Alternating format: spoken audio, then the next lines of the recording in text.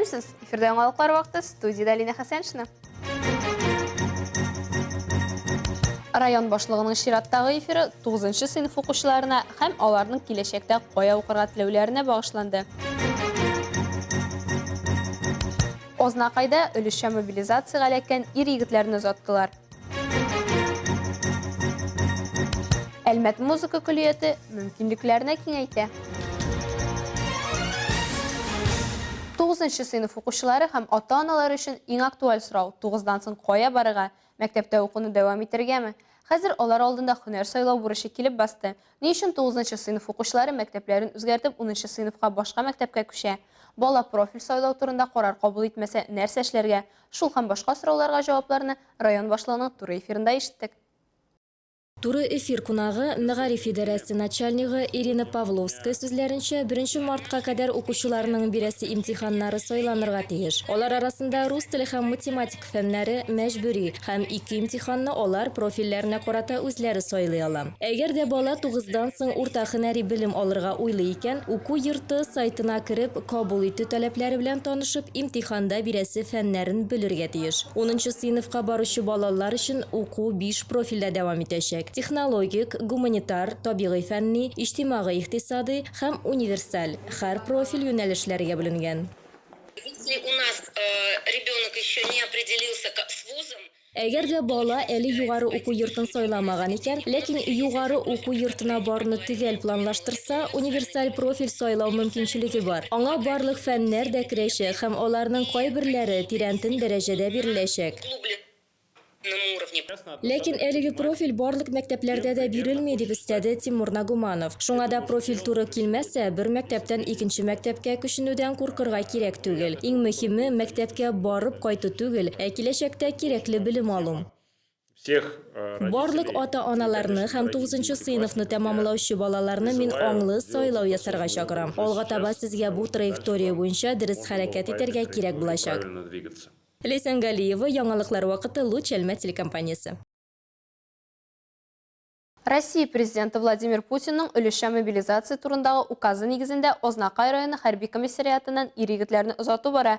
Шушы көннәрдә тагын 40-тан артык ир-егетне Казан экспога өйрәнүгә озаттылар. Ознакай шәһәре Татарстан мәйданында бүген халык тулы, ләкин бәйрәм уңаеннан түгел. Иң кыю ир-егетләр туган җирне сакларга китәләр.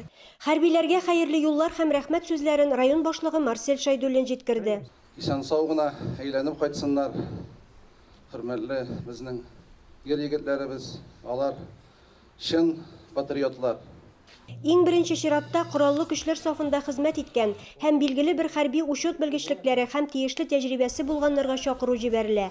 Шундыйларның берсе Күктәкә авылы егете Артур Әсхабиев. Бүгенге көндә ул Шаллы каласында яши, гаиләсе 2 улы бар. Повестка килү белән инде сразу килдек, барабыз. 2002дә 20 ел элек армиягә киткән. 20 елдан соң тагын. Ир-егетләрне озатырга аларның якыннары, туганнары җыйналган иде. Менә без бүген инде бөтенебез җыелышып, ватанны саклаучыларны олы юлга озатабыз. Инде Ходаем, еллар тыныч булып, барсы да исән-сау, әниләре, балалары, хатыннары янына әйләнеп кайтсалар, бик сөенерик, бик шат булырык. Хәерле юл егетләребезгә. Без аларны көтәбез. Алар безгә кирәк. Әйе, алар безгә кирәк, әти-әниләренә, якыннарына кирәк. Мы вернемся с победой. Җырларда җырланганча, туган җир тарта ул, сөйгәннәр көтә ул. Тизрәк әйләнеп кайтыгыз.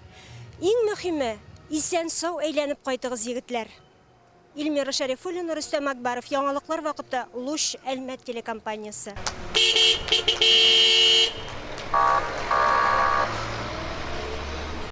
Әлмәт музыка күллияте гомуми белем бирү мәктәпләре өстәмә һәм һөнәри белем бирү учрежденияләре укытучыларын җыйды.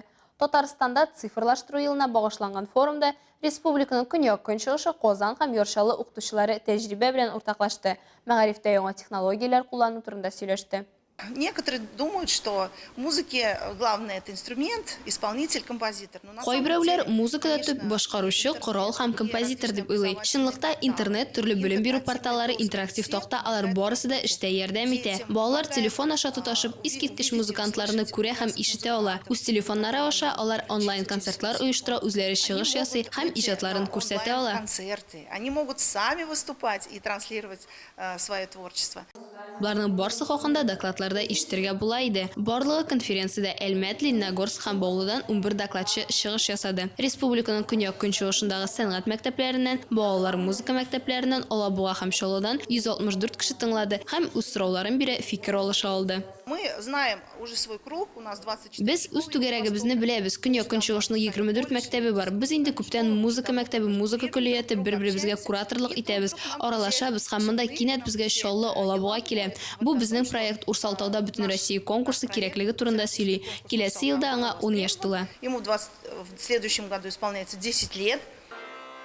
Практик өлештә Казан дәүләт консерваториясе доценты Татарстан Республикасының атказанган мәдәният хезмәткәре Антон Поповның студентлары чыгыш ясады. Антон Әлмәт музыка күллиятын тәмамлаган. 20 еллап вакыт узгач, аның студентлары концерты музыка мәктәпләренең тыгыз элемтәсе күрсәткече булып тора. Мәктәп, урта махсус белем бирү һәм югары уку йорты эшлеге илебездә күптән эшләүче система. Аккордеон баян музыкасы хитлары программасы һөнәри юнәлеш бирү булып та тора. Горизонтларын киңәйтеп, форматларны үзгәртеп, бүген Урсалтауда бөтен Россия конкурсы белем һәркемгә ачык проекты белән тыгыз эшли. Проект «Знания доступны всем». Значит, вообще эту идею поддержал в свое время 2 года назад. Белем һәркем өчен ачык проектын 2020 елда Татнефть хәйрия фонды хуплады. Аның ярдәмендә без беренче 2 елында республиканың көньяк-көнчыгышының 5 шәһәрен йөреп чыктык. Бу инде киңәйтелгән зона. Бу проектка әлбәттә Казан дәүләт консерваториясе педагогларының мастер-класслары һәм концерт керә. Преподавателей Казанской государственной консерватории и, конечно же, концерт. Концертларда күп еллар дәвамында яңгыраган хитлар да Татарстан Республикасының заманча яшь композиторларының иҗат җимешләре дә башкарыла. Татнефть хәйрия фонды ярдәме белән үткәрелә торган Белемнәр һәркемгә ачык проекты Татарстанның әйдәп баручы урта махсус уку йортларында укуын дәвам итә алырлык балаларны ачыклауны да максат итә. Узган 2 ел нәтиҗәләре буенча Әлмәт һәм Казан музыка күллиятының халык уен кораллары бүлеге абитуриентлары һәм студентлары саны арту күзәтелә. Чыннан да Казан дәүләт консерваториясе доценты студентларының килүе һөнәри юнәлеш бирүгә юнәлдерелгән. Чөнки консерватория студентлары инде бөтен Россия һәм халыкара конкурслар лауреатлары һәм яшь буын өчен үрнәк.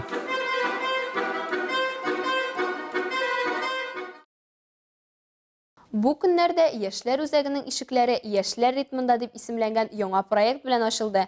Проект оештыручылары катнашучылары хакында кызыксынып концерт программасын безнең төшерү төркеме карап кайтты.